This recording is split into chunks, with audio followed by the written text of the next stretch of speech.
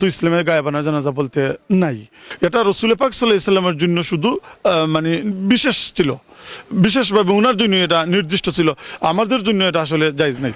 সিলেট আন্তর্জাতিক ক্রিকেট স্টেডিয়ামে প্রথম অবস্থায় গায়েবানা জানাজা হবার কথা থাকলেও পরবর্তীতে সিদ্ধান্ত বদলে শুধুই দোয়ার আয়োজন হয়। দোয়া পড়িয়েছেন স্টেডিয়ামের ইমাম। আমাদের সাথে এই মুহূর্তে উপস্থিত আছেন মুফতি মোহাম্মদ আলী হোসেন জায়েদ, যিনি এই সিলেট আন্তর্জাতিক ক্রিকেট স্টেডিয়ামের ইমাম। এখানে একটা মসজিদ আছে, স্টেডিয়াম মসজিদ, সেখানে তিনি ইমামতি করেন গত 10 বছরের বেশি সময় ধরে।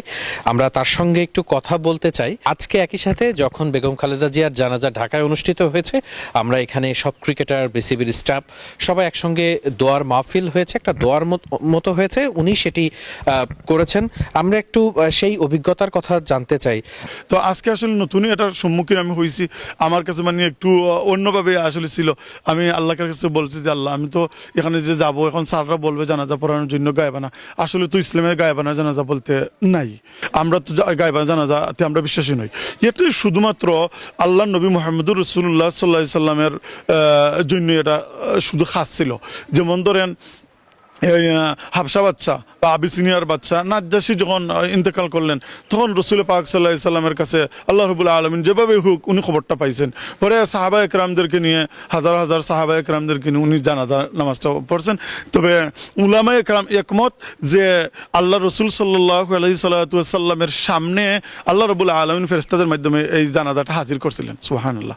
এর জন্যই আসলে এটা রসুল পাক সাল্লাল্লাহু আলাইহি সাল্লামের জন্য শুধু মানে বিশেষ ছিল, বিশেষভাবে ওনার জন্য এটা নির্দিষ্ট ছিল, আমাদের জন্য এটা আসলে জায়েজ নাই। এর জন্য আমরা আসলে আজকে যে তিনবারের নির্বাচিত প্রধানমন্ত্রী, সাবেক প্রধানমন্ত্রী বেগম খালেদা জিয়া গতকাল 6টা ইন্তেকাল করছেন, আজকে ওনার জন্য এই আয়োজন করা হয়েছিল। পরে আমি আমার বিসিবির স্টাফ প্লাস আমার চেয়ারম্যান মহোদয় স্যার, আমির ইসলাম বুলবুল স্যার, আরও অনেক গণ্যমান্য ব্যক্তিবর্গ, পরিচালকবৃন্দ আমাকে বলছেন গায়েবানার জন্য। পরে আমি আমার মানে তাওফিক অনুসারে, সাধ্যানুসারে আমি ওনাদেরকে বুঝাতে পারছি আলহামদুলিল্লাহ যে আসলে গায়েবানা বলতে ইসলামে কোনো শব্দ নাই।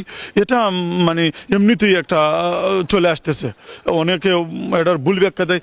আসলে এটার কোনো সঠিক ব্যাখ্যা হচ্ছে এটাই যে ইসলামে গায়েবানা জানাজা নাই, এটা আল্লাহর নবীর জন্য খাস ছিল। তো আলহামদুলিল্লাহ আমরা পরে যখন জানাজা প্রধানমন্ত্রী বেগম খালেদা জিয়ার যখন মূল জানাজা ঢাকা মানে মেয়ে বিনতি শেষ হয়েছে, আমরা পরবর্তীতে আলহামদুলিল্লাহ সবার উপস্থিতিতে শত শত মানুষ, বিসিবি, আমার ইলেকট্রনিক প্রিন্ট মিডিয়ার বাইরা, প্রশাসনের অনেক বাইরা এবং বিভিন্ন খেলোয়াড়বৃন্দ ছিল, আলহামদুলিল্লাহ তাদেরকে নিয়ে আমরা দোয়া পরিচালনা করছি। এটা করা যায় যে কোনো জায়গা থেকে আপনি মুসলমান হিসেবে আপনার যে কোনো অনুপস্থিত ভাইয়ের জন্য আপনি দোয়া করতে পারেন।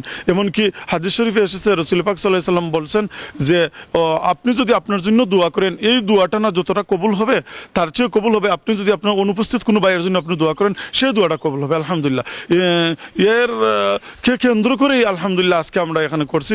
মূলত আমরা গায়েবানা অনেক ভাই, অনেক আসলে অনেক মিডিয়া আমি দেখছি নিজে চোখে পড়ছে যে আসলে অনেকে বিভিন্ন প্রশ্ন তুলছে যে কে পড়াইছে জানাজা, গায়েবানা জানাতুল ইসলাম, মানে অনেক আমি নিজেই কমেন্ট করতে বাধ্য হয়েছি আমার ভাইদের উদ্দেশ্যে যে ভাই আমি এখানকার ইমাম, আসলে আমি গায়েবানা কোনো জানাজা পড়াই নাই, আমি শুধু দোয়াটা পরিচালনা করছি। মূল অনুষ্ঠান পরে যখন ঢাকাতে জানাজা, প্রধানমন্ত্রী জানাজা শেষ হয়েছে, পরে আমরা সবাইকে নিয়ে একটা দোয়া করছি।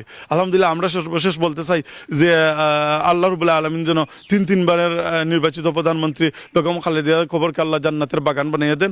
আসলে আজকে সকালে যখন মাঠে আসি তখন জানতে পারি যে এখানে গায়েবানা জানাজার একটা ব্যবস্থা হয়তো বা করা হচ্ছে। পরবর্তীতে আসলে আমরা দেখেছি যে সেই জানাজা অনুষ্ঠান হয়নি, তবে সবাই এখানে সম্মত হয়েছিলেন, ক্রিকেটাররাও সেখানে ছিলেন, বিসিবির কর্তা, বিসিবির প্রেসিডেন্ট সবাই ছিলেন। এবং সেই জায়গাটাতে আসলে জানাজার পরবর্তীতে কেন শুধু দোয়া অনুষ্ঠান হয়েছে, যেটি নিয়ে অনেকের প্রশ্ন আছে, সেটি আসলে আমরা জানার চেষ্টা করেছি। আমাদের যে সিলেট আন্তর্জাতিক ক্রিকেট স্টেডিয়ামের ইমাম সাহেব আছেন, তার সঙ্গে আমরা কথা বলেছি, যিনি সেখানে উপস্থিত ছিলেন। আশা করছি এখন সবার কাছে পরিষ্কার কিভাবে সব আয়োজন সম্পন্ন হয়েছে। সিলেট আন্তর্জাতিক ক্রিকেট স্টেডিয়াম থেকে ওয়াহিদ মুরাদ, মিডফিল্ড।